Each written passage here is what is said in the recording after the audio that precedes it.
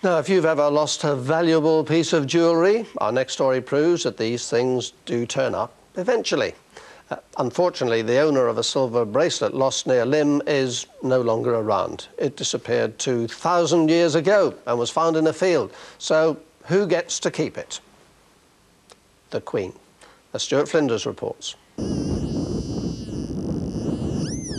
The whine of a metal detector is music to the ears of James Balme.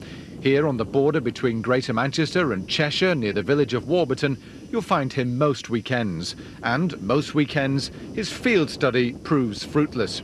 But 18 months ago, he spotted this Roman bracelet, solid silver and representing a serpent or maybe a dolphin, not even hidden, but lying on the surface. There's many days I've been out and spent 7 or 8 hours and found nothing, absolutely nothing. But within an hour of arriving on this field, this came out of the ground. The law says gold and silver that's more than 300 years old and lost to its owner must be considered in a coroner's court. The coroner, John Pollard, declared the bracelet Treasure Trove, which means it's now the property of the Queen.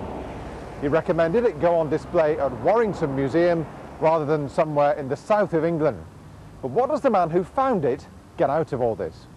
He says he's not in it for the money, but for the love of history.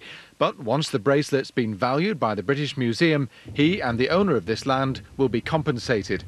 These ancient coins were found on the same site. Do you know what these figures are? Yes, what we've got on here, we've actually got a horse and chariot with great. Jupiter on the back, and we have the head of Roma, the goddess. And why would all this stuff, the bracelet, why would it be found just here? Well, this is what we're trying to sort out. We believe that we may have a Roman fortress on the site, we're not too sure. But we're finding so much high-status Roman material that there must have been an important settlement here. The coins, the bracelets, will help build a picture of how our ancestors lived beyond one obvious fact. Those Romans must have been a careless bunch. Stuart Flinders, North West Tonight, Warburton.